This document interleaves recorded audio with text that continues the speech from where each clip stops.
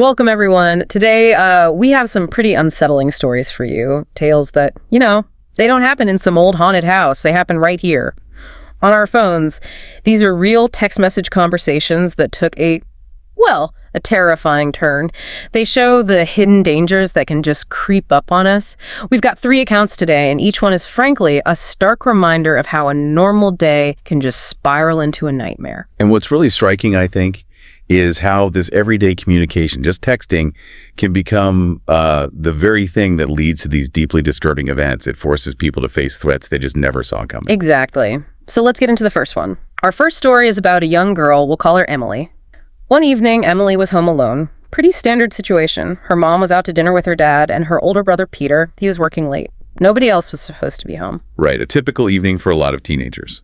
Feeling safe in your own space. Until it wasn't. Emily heard it, that distinct sound, the front door closing downstairs. Immediately, alarm bells. She grabs her phone, texts her mother, "Are you home?" Her mom texts back, "No, still with your dad. What's up?" That immediate confirmation that something is wrong, the safety bubble just burst. Totally. Emily then texts, her fear growing, "I heard someone come in the house. Is Peter home?" Her mother replies, confirms Peter's definitely working till midnight, and that just leaves this awful possibility. Someone unexpected. An intruder. Emily, now really terrified, texts, "Mom, there's someone in the house." Her mother, you can imagine, responds, "What? Who is it?" Emily's reply is just chilling. "Mom, I don't know. There's some man walking around downstairs. I'm scared. What do I do?" That feeling of helplessness, but also reaching out through the phone, that lifeline. While she's texting her mom, she also messages Peter, just to be absolutely sure. He confirms, yep, still at work, solidifies the fear. She is alone with this person. Then she does something incredibly brave, or maybe just driven by terror. She peeks out of her bedroom door, and she sees him. She described a 30-something-year-old tall man in a hoodie, beanie, and black sweatpants walking around her living room. Seeing the threat directly. Yeah. That takes it to a whole new level of immediate danger. Absolutely. Acting fast, Emily locks her bedroom door as quietly as she can. Her mom's texting frantically now. "Emily, find somewhere to hide right now. I'm calling the police. Lock your door right now and hide somewhere in your room." So Emily does. She hides in her closet. Good instinct. A contained space, out of sight. Following that instruction was key. As she's hiding, her mom keeps texting, "Police are on the way," trying to keep her calm, maybe trying to keep herself calm too. But then a new terror. Emily hears the man fiddling with the doorknob to her bedroom, trying to get in, followed by sounds of him trying to force the door open, really trying to break it down. At this point, Emily just stops replying. She's too scared to even move, terrified any tiny sound will give her away. Complete silence, frozen by fear. But that locked door is buying her critical time. Thankfully, the police arrive. They come in through that unlocked front door. The initial point of failure, really. They knew where to go, straight to Emily's room, to the closet. It was only when a police officer opened that closet door that Emily finally felt safe enough to move. Such a relief. But imagine the trauma. For sure. The intruder, he'd managed to steal some valuables before fleeing, likely when he heard the sirens. But Emily was physically unharmed. Her parents rushed home, of course. And a really hard lesson was learned that night about, locking your doors. Always. Especially when you're alone or at night. It seems so basic, doesn't it? But this story really hits home. How many of us, honestly, double-check every single lock, every single time? It's a simple oversight, a moment of complacency that can open the door quite literally to a profoundly dangerous situation. It really underscores that basic security. But our next story shifts gears a bit. It highlights how dangerous digital communication itself can be, how deceptive it is. This involves a young woman, let's call her Amanda, a guy she knew named Jake, and her friend, Alyssa. Right, moving from a physical vulnerability to a digital one, exploiting trust online. It starts innocently enough. Amanda gets a text from Jake. "Hey!" Simple. The chat progresses, and Jake suggests they hang out. Amanda mentions her parents are home, maybe as a subtle deterrent, but Jake asks directly, "Are your parents home?" Amanda, maybe a bit unwisely in hindsight, texts back, "Nope." And that's the opening the person was looking for, confirming she's alone. Exactly. Jake then says, "So let me come lol when I'm free now, if that works for you." Amanda, surprised, asks why he suddenly hit her up. He replies, "You're really pretty and I just want to hang out with you." Kind of generic, maybe a little too smooth. Flattery and urgency. Common tactics to lower someone's guard. Amanda, wanting to look presentable, texts, "Okay, I look like a potato right now, so you have to give me some time to get ready." Jake replies, "That's fine. What's your address? Word, I'll head over soon." He just brushes off a request for time and asks for the address. Big red flag there, ignoring her explicit need for time and pushing for the location. Amanda immediately senses something's off now. She replies, "Wait, no, don't. I need time to get ready." But that last text, left on read, no reply. The silence after pushing for the address is ominous. Yeah. Amanda, feeling weird about the whole exchange, texts her friend Alyssa, he randomly hit me up and he wants to come over." Alyssa's reaction is instant and, alarming. Wait, hang on. I feel like it's weird that he's texting you. I'm going to call him. Good friend. Alyssa picked up on the oddness immediately. That external perspective is so valuable. Amanda's confused, asks, "Why is it so weird?" And Alyssa drops the bombshell. Jake is on the verge of officially dating someone else. This text conversation makes absolutely no sense in that context. Exactly. That piece of information doesn't fit the narrative Jake is spinning. Anomaly detected. So Alyssa tries calling the real Jake multiple times. No answer. Then she thinks, okay, let's try his sister Jamie, who's in their friend group. She calls Jamie. Alyssa's next text to Amanda is just, "Womshi." And she calls Amanda immediately. You know it's bad news when that's the text. Jamie told Alyssa that Jake had lost his phone the day before. And critically, his Find My iPhone was disabled. The terrifying conclusion hits them. Whoever is texting Amanda, asking for her address, knowing she's alone, it's definitely not Jake. Someone found the phone and is now using Jake's identity, his contacts, his perceived trustworthiness to target Amanda. That's chilling.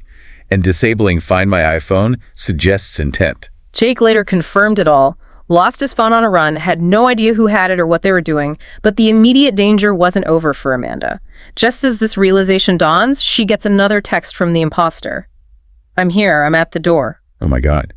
He used the information she gave him. He's actually there. Amanda looks through the peephole, and there's someone there. A person in a hood, standing on her porch, looking right back at the people, knowing this person only came because she said her parents weren't home, likely with bad intentions. Amanda thinks fast. She sends one final, powerful text message. What did she say? She wrote, "I know this phone was stolen. I called the cops already. They're almost here. You better get out of here and never come back or you'll be sorry. We also have you on video camera, so wave hello." Brilliant. Calling their bluff, introducing consequences, police, cameras. Whether the cameras were real or not doesn't matter. It projects control and awareness. And it worked. The person read the text, she saw the read receipt, and immediately turned around and left. Just gone. And in this case, there was actually some justice. Jake provided his phone's IMEI number. Ah, the unique identifier. Very smart. Thinks the phone was used in, well, an attempt to commit a crime. The police were able to track it. They traced it to a man in a nearby town. He was prosecuted. It's good to hear. A resolution. But it really highlights, connecting this back, the importance of that critical thinking. Alyssa's intuition, sure, but also her action calling Jake, calling his sister, verifying. That feeling that something is off is often right. And it also makes you think about, device security. Who gets access if you lose your phone? Definitely. And that leads us perfectly into our third story, which involves a stolen phone, but in a, perhaps even more insidious way. It's a different kind of home invasion. This one features Marissa Rivera, a single mother. She gets some texts in the middle of the night that are every parent's nightmare. Okay, setting the scene for another disturbing scenario. Marissa's asleep. It's 1 a.m. on a Friday. Her phone buzzes, wakes her up. It's text from her son, John, and the messages are frantic. "Mom, I need help. I got into a car accident. Can you come pick me up? I think I injured my elbow. The damage is pretty bad. I don't know what to do." Oh, the immediate panic signal, targeting the parent's protective instinct. Marissa replies, "Please tell me you're joking. Are you okay?" He replies, "Yes, my elbow just hurts." She asks, "Where are you?" He gives an intersection. At the intersection of Robeson Street and Humphrey Lane by Longley Supply. She asks if his brother Kevin is with him. "Is Kevin with you?" He says, "No, I'm alone." Marissa's instant reaction, "Okay, just stay there. I'm coming." That's the classic crisis scam setup. Urgency, injury, isolation. It's designed to make you act first, think later.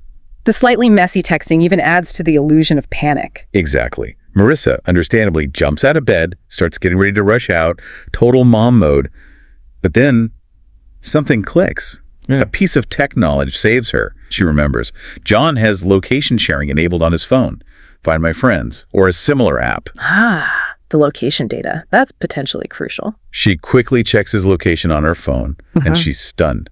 John's iPhone isn't at some random intersection miles away. It's pinging right there at their house. Wow. Okay, so the text is a lie, and the phone is inside the house. That's the horrifying possibility. Marissa quickly goes to John's room. He's not in his bed. Empty. Okay, so maybe he is out, but the phone location says otherwise. So she calls her other son, Kevin, the one who was supposedly not with John. Kevin's still out. Kevin answers. He sounds pretty drunk. Marissa asks, "Are you with John?" And Kevin says, "Yes." Okay, so the brothers are together. Then John gets on the phone, says, "Hi, Mom." He sounds less drunk than Kevin. Marissa asks about the accident, and John and Kevin confirm, no accident. They're fine, just out late. John realizes he lost his phone earlier that night. So the texts weren't from John. They were from whoever found John's phone.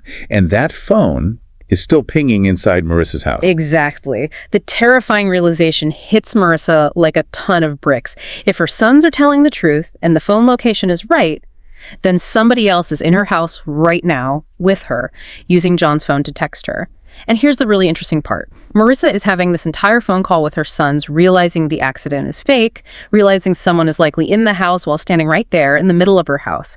And she's talking loudly enough for anyone inside to hear her figure it all out. That's incredibly brave and smart. She's signaling the jig is up. I know. She's turning the tables, exposing the deception deliberately. It's a psychological countermove. It seems like it worked. Marissa, now fully aware of the immediate danger, very quietly hangs up, grabs her own cell phone, slips out of the house, and gets into her car. From the safety of her locked car, she calls 911, reports of breaking and entering in progress. Smart move. Getting to safety first, then calling for help. Police arrive quickly. They search the house thoroughly. Nobody's inside. But John's phone, its location updated briefly to down the block before it just went dark, either turned off or maybe destroyed. They likely heard her on the phone, realized they'd been discovered, and bailed. The police checked around, and the most likely entry and exit point was the office window. It was apparently easy to lift open and large enough to climb through. So the likely scenario is someone found John's lost phone, saw it wasn't passcode protected. Maybe they knew the family, maybe not. They broke in through the window. Then they used the phone to try and lure Marissa out of the house with a fake accident story so they could rob the place freely. A really calculated, terrifying plan. Using the son's digital identity against the mother to facilitate a physical crime. Thankfully, Marissa's quick thinking, remembering that location sharing feature, stopped it from becoming much worse. They never found out who actually sent those texts. And this just hammers home, doesn't it? The absolute necessity of having a passcode on your phone. A strong one. Without it, finding a phone isn't just finding a device. It's like finding a key to someone's life. Contacts, maybe saved passwords, location info. And as we see here, the ability to impersonate them and manipulate others. It's not just about data privacy, it's about physical safety too. That simple passcode is a fundamental layer of defense. It really is. So these three stories, they're unsettling for sure. But they offer these chilling insights into the vulnerabilities we all face now, right, in this connected world. An unlocked door, like with Emily. A case of mistaken identity online, like with Amanda. Or a stolen phone used for this kind of elaborate deception, like with Marissa. The line between safe and dangerous can be just incredibly thin. And what's fascinating, or maybe sobering, is how often the simplest things make the biggest difference. Locking doors. Verifying who you're talking to, even if it feels awkward. Putting a passcode on your phone. These aren't just, abstract security tips. As these stories show, they can be the actions that prevent a genuine threat. They remind us to be vigilant, yes, but also to trust our instincts when something feels off. So thinking about these accounts, what really stands out to you? After hearing these stories, these harrowing situations that started with something as simple as a text message, how might you approach things differently? It's worth considering those small, everyday security habits. Thank you for joining us for this deep dive into these really gripping stories. We hope they serve as a powerful reminder, Stay aware, stay safe. It's a complex world out there. Indeed. Be vigilant. And if you found these tales compelling and maybe want to hear more unsettling stories or true crime narratives, please do us a favor. Like this, share it, and subscribe to our channel, Horror Docs. Your support really helps us bring more content like this to you. Until next time, stay safe out there.